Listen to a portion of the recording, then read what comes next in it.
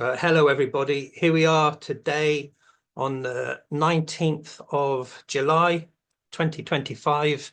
And today the sun transitions from the days of the vine into the days of ivy. And today we're going to look at the Grove card called Sylvan Merlin. And I'll explain a load of Merlin stuff in a minute.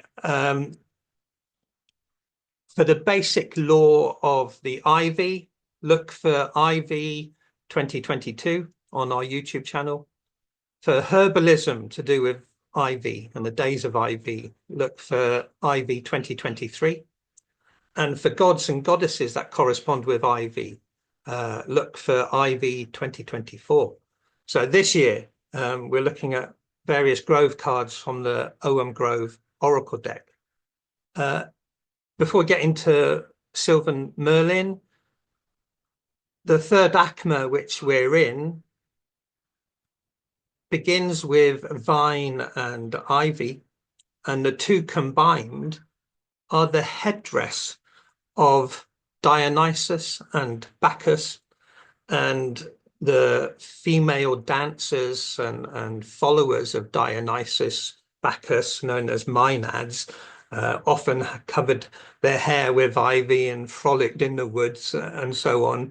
But this is the whole retinue of celebration going into the mystery traditions, which are with the Leo Virgo cusp.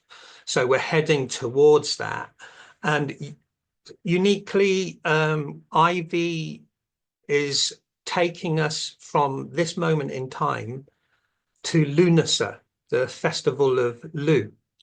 So it's a kind of finger pointing towards Lu being a Celtic Dionysus or a Celtic Bacchus, or, you know, a Celtic god of the mystery traditions. So we looked at that last year in more detail. So look for Ivy 2024.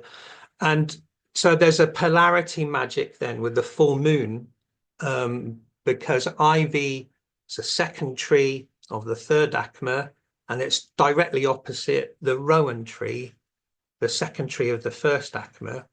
So the Rowan tree takes you to Imbolc, and ivy takes you to Lunasa. And there's some sort of alchemical marriage there between the two festivals, Festival of Brigid, Festival of Lu, and so on, some things to look at. So I'm just going to bring up my PowerPoint presentation. There's only about 6 slides to show. Where is it? Okay. Sorry about that little delay. Hopefully I can cut and paste the video afterwards.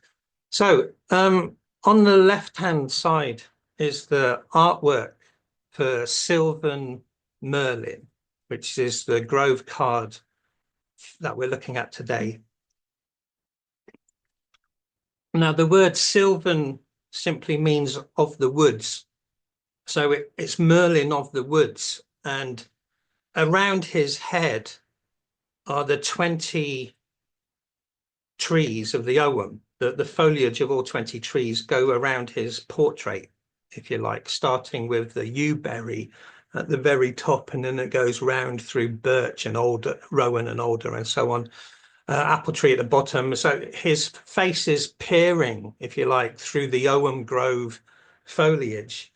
I'm going to have to backstep and explain things for what this might mean in a Ogham Grove Oracle Deck reading. What would Sylvan Merlin mean? And there's no easy way to do this other than explain Merlin a bit to people. So Merlin is many things to different people, and I'm a bit of a Merlin nerd.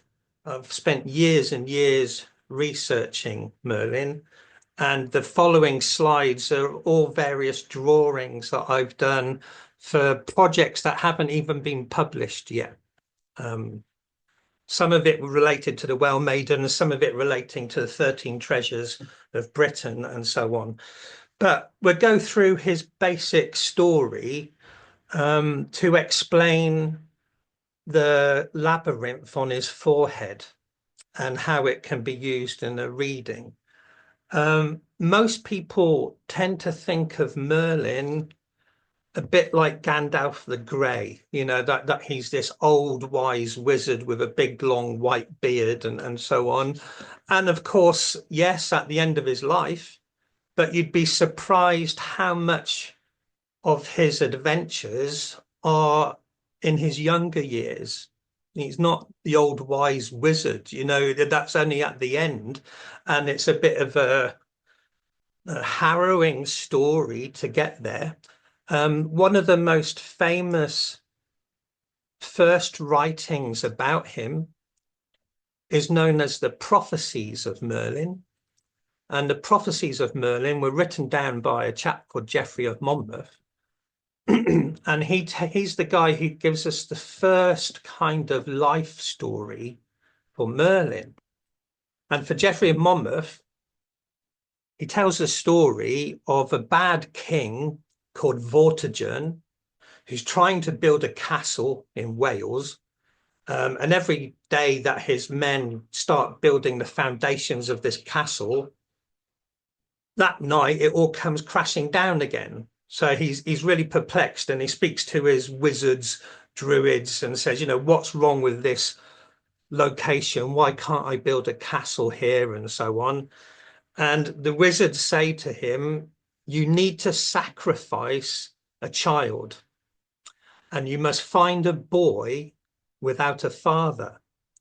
And so they go searching through Wales to find this boy without a father to sacrifice, so bad King Vortigern can build this castle. So then that's the backstory to Merlin. Eventually they find this boy in what is now called Carmarthen in South Wales, and the local children are teasing this boy because he doesn't have a father. Now, it's more mystical than that. It's not that his mum doesn't know who his dad is. His father is something other entirely. And the innuendo is that it's a great spirit. So he's half human from his mother and half something else entirely, which is what gives him his special abilities and his longevity. You know, he's almost a demigod, if you like. He's half human, half divine. So the picture on the left represents that for one of the books I was working on. In later stories, it gets more demonized. A writer called Robert de Boron says that Merlin was half human and half devil, that his father was some sort of incubus that seduced his mother. So it gets more demonized. But in the first telling, it's more like his father is an unnamed spirit from the Celtic world. And you must make of that what you will. No one really knows. But you end up having this child without a father who is way, way, way more different to most children.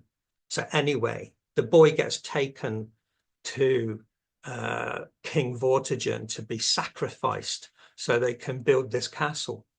And before they get a chance to sacrifice him, the young boy Merlin explains to King Vortigern how deluded his wizards are and how ill-informed they are. And he explains that you can't build a castle here because there's a red dragon and a white dragon sleeping under the foundations, you know. And so this boy, who's only like 8 or 10, knows all this stuff. And Vortigern kind of takes him seriously and has his men dig down, and they reveal this red and white dragon. There's a whole backstory to that. It's not a good thing that the red and white dragons were revealed, that they were actually buried to try and bring peace to the land. That's in a story in the Mabinogion called Llys and Llefelys. Explains the capture of the red and white dragons and the burial of the red and white dragons to protect the land.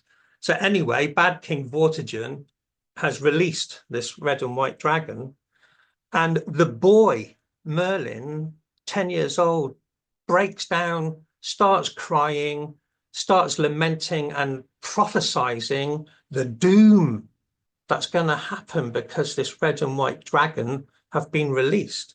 And he explains that the red dragon is the Britons and the white dragon is the Saxons, and the white dragon's going to win and the Britons are going to lose their land, all because of Vortigern releasing the red and white dragons.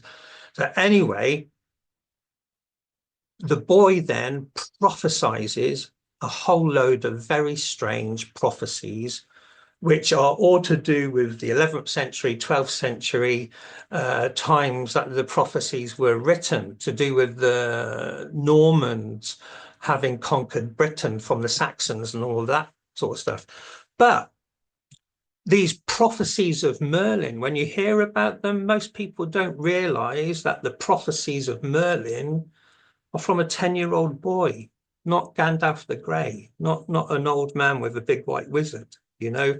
So already this genius child was destined to make a big noise in British history. He serves 2 kings before he serves King Arthur. So most people think of him as the old wise wizard with King Arthur.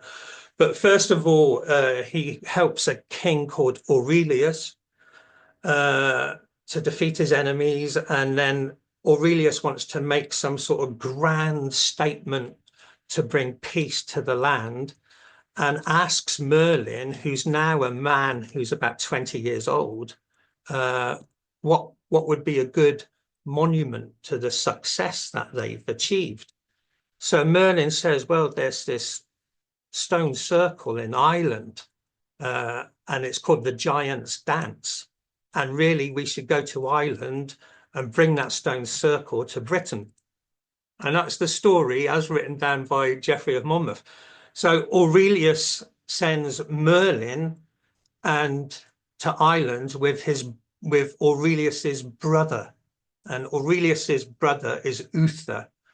And they go off to Ireland and they capture these stones and start bringing them back. Now, these stones, according to Geoffrey of Monmouth, originally came from Africa. And from Africa were taken to Ireland, where they were used for healing. Somehow you pour water over these stones and it can be used for healing. And so that's why Merlin wants these stones in Britain. So they drag them and it becomes what we now call Stonehenge. That's the story as written down in the 12th century. As they're returning from fighting in Ireland, a great big comet or meteorite illuminates the night sky. It's like a really big, bright, shining star that bursts into sunbeams, and it looks a bit like a dragon's head. And so Uther says to Merlin, what does that mean? What is this thing shining in the night sky? All the men are terrified of it, like a dragon in the sky. And again, just like before, when the dragons were released and the boy Merlin broke down crying, when the 20-year-old Merlin sees this comet shaped like a dragon, he breaks down crying. And he says, our illustrious king, Aurelius, has died and Britain has no king. And then he turns to Uther and says, you are now king. You must rise and take your brother's place. And the comet in the sky that looks like a dragon's head, from that you will be known as Pendragon, the head dragon. So Uther becomes Uther Pendragon, you know. And so all of that happens when Merlin is like 20 or 22. He's a young man. So Uther becomes king of Britain for a while. Then there's the famous story of how he falls desperately in lust with the wife of the Duke of Cornwall. And he has Merlin use his magic abilities to turn Uther into the physical appearance of the Duke of Cornwall so that he can sleep with the Duke of Cornwall's wife. So that's what happens. Merlin actually uses his wizardry to basically rape Igraine of Cornwall. You know, she thinks she's sleeping with her husband, but she isn't. She's sleeping with Uther Pendragon. And the story unfolds, the famous story we all know, that's how Arthur is conceived. So the drawing on the right shows Merlin's cave at Tintagel, Igraine in the foreground, and the portrait is two faces but one person. You know, it's Uther as Galois, Duke of Cornwall, and so on. But again, Merlin at this stage may be in his late 20s or early 30s. He's not the old wise wizard yet. So then the whole story of Arthur unfolds, and Excalibur from the Isle of Avalon, and then Arthur dies and goes taken to Avalon and stuff. But because Merlin was something more than human, he outlives all of this. Later stories have him disappear, leave the stage before Arthur even dies, but that's not the original stories, and there's quite a few surprises in the original stories. So in the original story by Geoffrey of Monmouth, you've got the history of the kings of Britain, you've got the prophecies of Merlin, and you've got the Vitae Merlini, the life of Merlin. They all come from Geoffrey of Monmouth, 1136 and 1150 AD. So what I'm talking about now is just that moment. Later writers in the 13th century and onwards start changing the story entirely. But because he's half human and half something else, Merlin has a long life. And his main preoccupation has always been about protecting the land. In his day, Britain was being attacked by the Saxons from the east and by the Irish from the west, and also by the Picts in the north. So there were enemies in every direction.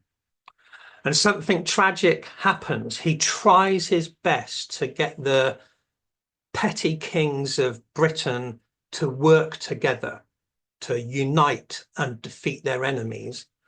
And it doesn't happen. That ends up being a civil war, kind of, where British battle leaders are fighting each other. And there's a famous battle called the Battle of Ardereth. And so many Britons kill each other that there are not enough left to defend the land anymore. So after his whole lifetime of trying to protect the land, Merlin goes mad. He sees all the bloodshed at the Battle of Ardereth, where the Britons are killing themselves rather than defending their lands. And he goes into a complete breakdown, and he runs away to the Caledonian forest, where he hides in the forest as a madman. So the picture here on the left is partly representing that moment in time. So the rest of the story that I'm telling you now comes from the life of Merlin, which is known as the Vitae Merlini, written about 1150 by Geoffrey of Monmouth. And he tells the story, although it's called the life of Merlin, it's really his last few years as this white-haired wild man living in the forest. And Geoffrey of Monmouth says that he became a Sylvan man. That is, Merlin became a forest man, a man of the forest. And it's very tempting to think of the Celtic god Sylvanus, which is the god of the trees. And Sylvanus is usually depicted with apples and grapes, so which is very Ogham, because that's the apple and vine, and then your ivy. So there's something there with that time of year.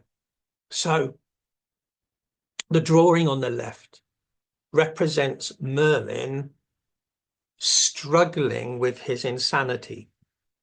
And the life of Merlin, I'm cutting it really short. Really get hold of a copy if you really want to get your head into it. It's a really good read.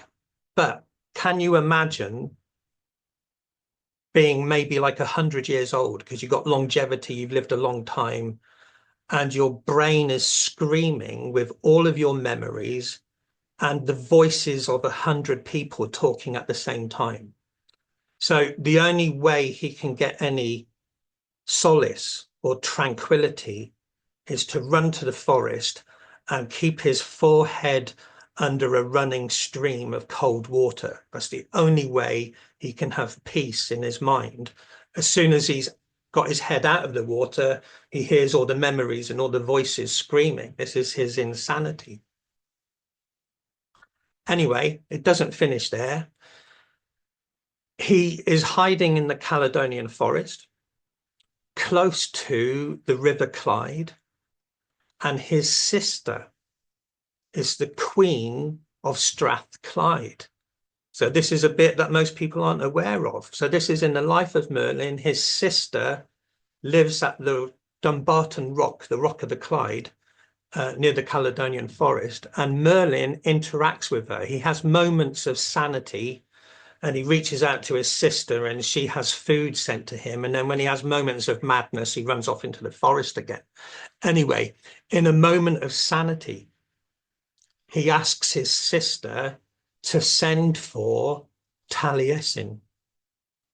And a message is sent, and Taliesin comes from Wales, North Wales, comes up to the Highlands, to the River Clyde, near Loch Lomond, and he goes to see Merlin in the Caledonian forest. So that's the picture on the right-hand side. It says Taliesin and Merlin talked about many things. And there's an amazing part of the Vitae Merlini, the life of Merlin, where Taliesin tiptoes basically into the forest because he doesn't know if Merlin is going to be friendly or mental. He has no idea what he's walking into. Anyway, Merlin is quite grateful that Taliesin came to see him, and they sit down and they talk. And the conversation they have is fascinating. All sorts of strange cosmology, medieval understandings of the stars and the planets, and so on, and the nature of the world, if you like. It's really worth getting hold of a copy. I'm not saying any of it's true. It's Geoffrey of Monmouth's writings, but they are esoteric, occult writings of the 12th century put into the conversation between Taliesin and Merlin. So it's worth reading that anyway. Whilst they're talking, almost as an afterthought, Merlin says, "Oh, whatever happened to Arthur?" You know, like he's forgotten. And Taliesin then explains how they took Arthur to this fortunate isle where the Lady Morgan, the head of 9 sisters, received him and would heal him of his wounds, and so on. So Taliesin was there in that journey of Arthur to the other world, and he's telling Merlin all about it. Then, as they're talking, a spring of water comes out of the ground next to them. Brand new, fresh spring of water. And Merlin cups it in his hand and drinks some of the fresh water from the virgin earth. And all of his sanity returns to him. All of his madness just washes away from this water that he's drinking.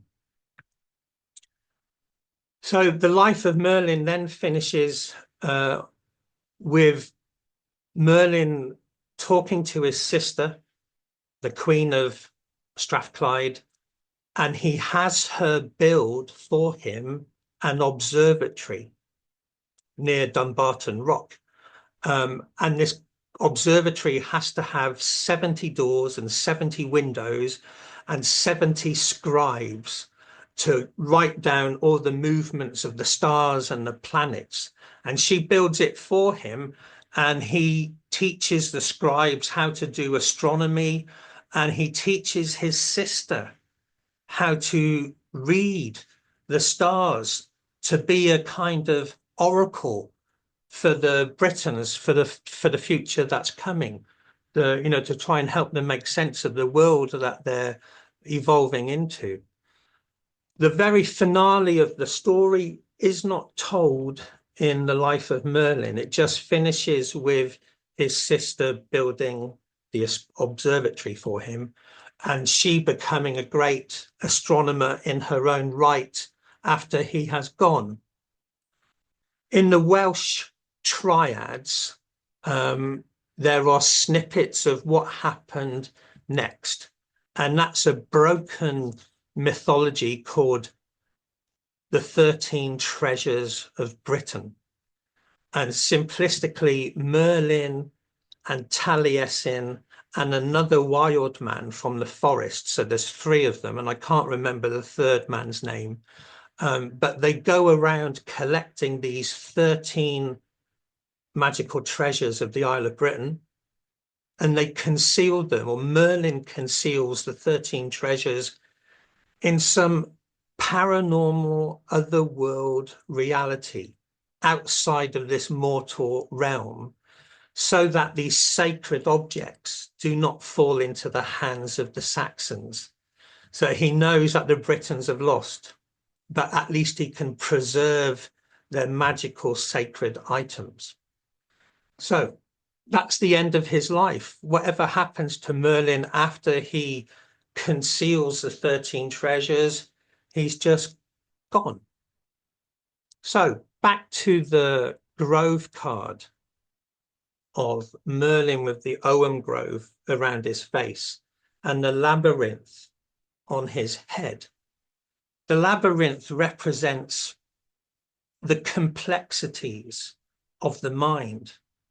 And we're all of us, really, really complex with all of our traumas and life experiences and the things we believe in and the things our dreams and visions tell us. That there's a whole miasma of complexity in the brain that we have to navigate. So what's interesting with Merlin is that when insanity hits him, he runs to the forest. The forest is his sanctuary. And given time, the sanctuary of the forest also heals his mental complexity, his mental breakdown. So I use the phrase to be able to see clearly through the forest of life. You know, many things happen in our own individual stories, and we can feel quite lost sometimes, not having a clue to turn left or right, you know, so that in that moment, you're as mad as Merlin, not knowing at all what to do. But the trees are also the sanctuary. So the complexity of the brain can be the forest of life, all overgrown, covered in brambles, but it's also the place where you find the sanctuary and the peace to navigate forward. So there's a bit of Merlin lore, which we can talk about, but that's to kind of give you a heads up of the card. If you're using a reading, the complexities of the mind and working with the complexities of the mind. And the wizard of the forest can also be other forest wizards. So Sylvan Merlin can also be Gwydion, can also be Odin, you know, all of those woodland tree wizards. It's that same thing that, you know, in the grove of the trees, in the magic of the forest, is the wild man, wise man, mad man, and that's all inside of us potentially too. That, you know, in every story, the audience has empathy with the main character, you know. So we can open that up, talk about Merlin, talk about the complexities of the labyrinth of the mind and how the trees can help see clearly through the forest of life. Always illuminating. Can't see the picture very well, Annie. Yuri, you talked about the red and the white dragons, you know, being released. Is that why Glastonbury has a red and white dragon?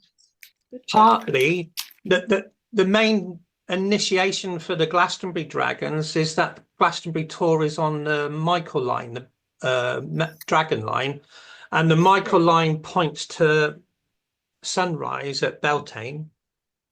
Yeah. And when Paul Broadhurst and Hamish Miller doused the Michael line, they found two serpent-like energies going up and down it, like the caduceus. And they called one Mary and one Michael, but they were kind of just yin and yang, or male and female. Yeah. So, but what that does is those twin dragons of the Michael line aim at the Beltane sunrise. And so when we first did the dragons, it was to do a Beltane celebration. So originally it was thinking of the landscape Earth mysteries, but then of course there's Merlin and the red and white dragons, which predate Merlin. Like I said, there's the story Llys and Llefelys, which explains the burial of the red and white dragons. And then they can also represent the red is the summertime and the white is the winter time. So it's Winter King and Summer King, but also Britons and Saxons as well. Or it's just, it's the caduceus. It's the yin and yang of things. Okay, thank you. Yeah. In the story Llys and Llefelys, there were 3 plagues attacking Britain. And one of them was this screech, this horrible scream that went across the land every Beltane. And it was so horrible, this screech, that pregnant women lost their children. And people were terrified and stuff. And the king, Leith, goes to see his brother in Brittany, and his brother explains that it's dragon of Britain and a foreign dragon. Doesn't say Saxon, it just says a foreign dragon is attacking your dragon, and you need to tempt them both down into the center of your kingdom. And then the story explains how he looks for the center of his kingdom, and he tempts the 2 dragons down into the center of the kingdom and makes them drunk on alcohol. And when they're fast asleep, he has them taken to Wales and buried, so that they can no longer traumatize the land. And they're buried for a long time until Vortigern releases them when Merlin. Oh. Yeah. In the Bronze Age, the pole star was Thuban of Draco the dragon. So now in the current era, the bright star Polaris of the Little Bear is the pole star, but in the Bronze Age it was one of the dragon stars. So the Druids, we know from the writings of Caesar, used to meet in the center of Gaul and the center of their land. So if you're doing anything in the center of your territory, it's aligned with the pole star.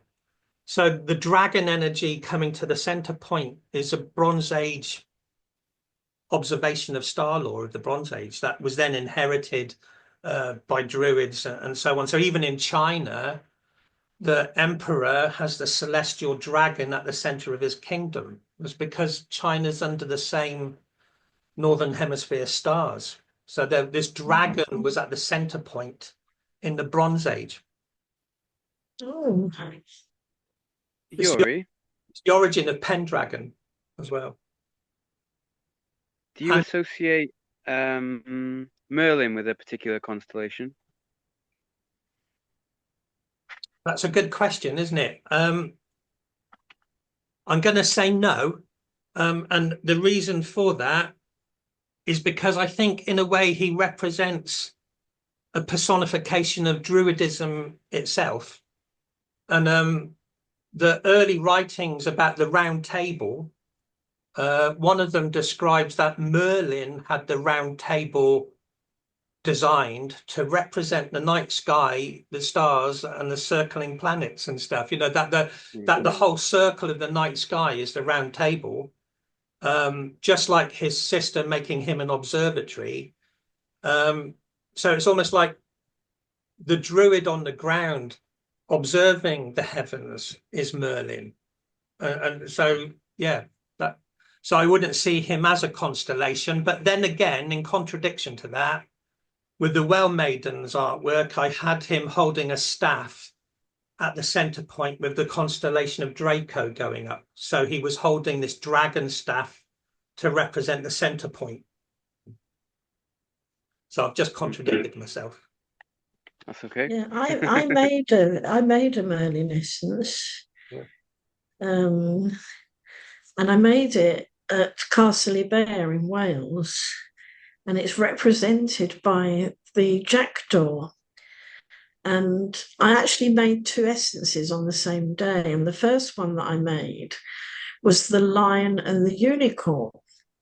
And the weather was crazy. It was like crash, whoosh, whoosh.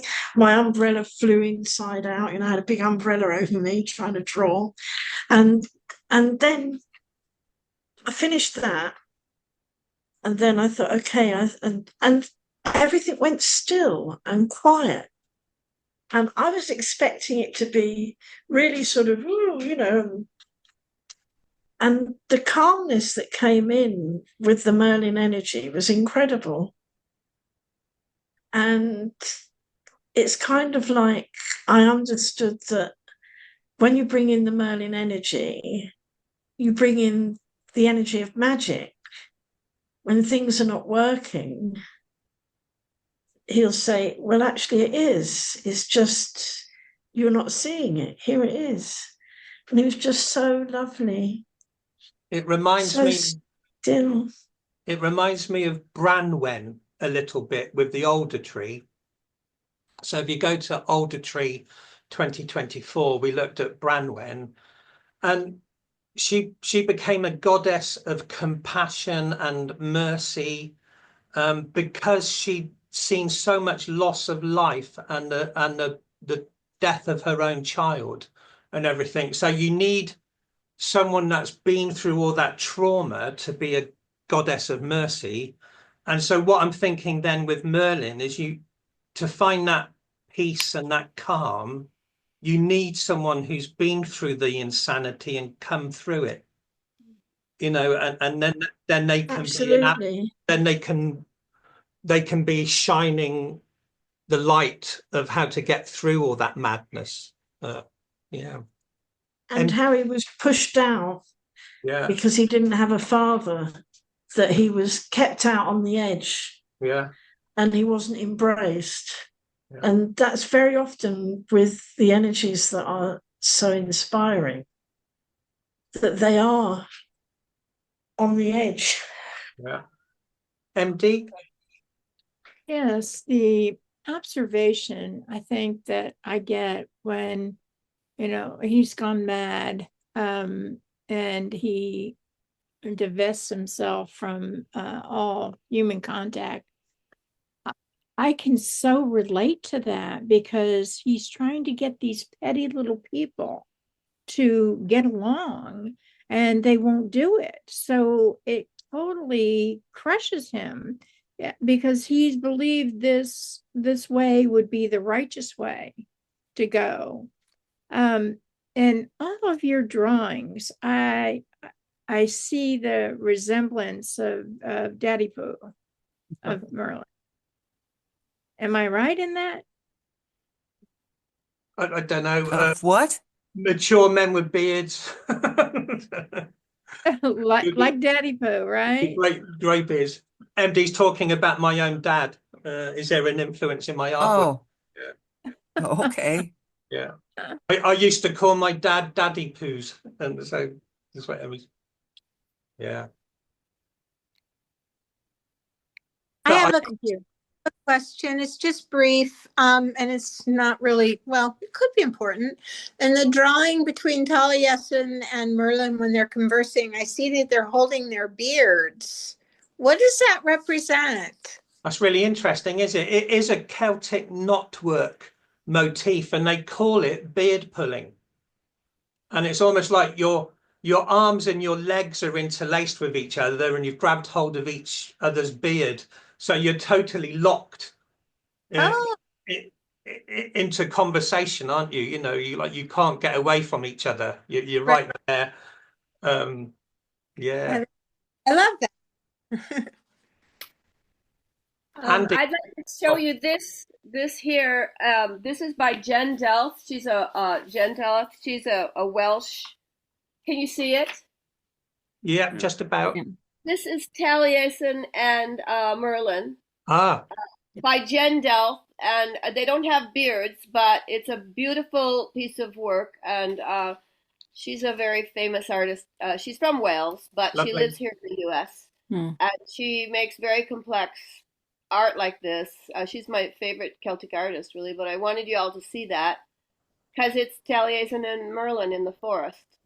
Now look, you can go on Amazon and get a It's translation. wonderful, Annie. Get a translation of The Life of Merlin by Geoffrey of Monmouth. It's not a huge book, you know, as a paperback, it's about 70 pages. It's not much. And you can get it quite cheap as well. And in there, you'll read the conversation between Taliesin and Merlin. And it is a really good read, even though, yes, it's written in the 12th century by Geoffrey of Monmouth, but it's a fascinating conversation that they have. And I would encourage everyone to go and spend a bit of money and get a copy of that. Right. Yeah. And there's some really interesting stories there of what Merlin does in the forest. It's good, you know. And yeah, going back to the beards, you see in ancient Egypt, the pharaoh always had a beard. Yeah. Yeah. And they even when they had the female pharaohs, they still had to have the beards. They strapped them on. Mm-hmm. I'm not quite sure what it represents, but there's a sort of something to do with this. With wisdom. Yeah, Is- I with think. wisdom, yes. Yeah. And then actually that story about them going to Africa and getting Stonehenge from Africa, Ireland, and then coming back Yeah. is they did find in Libya, in the deserts there were lots of very Stonehenge-like structures. So it's Robert Bivall, Black Genesis. Did all those studies there, and there are all those photographs from about 100 years ago or end of the Wow. 18th century. So there's a certain truth in there woven into the mythology, really, isn't there? Yeah. Someone just put a comment up. It's some saint day tomorrow, a lady, and she has a beard. Oh, Oh, wow. Saint Anne Cumber, because what the idea of her is that she was supposed to get married. Her dad wanted her to get married and she didn't want to, which is what all the female saint stories are about. So she prayed to be made ugly and she grew a beard overnight. But in medieval times, women would pray to her to be liberated from relationships that were awful.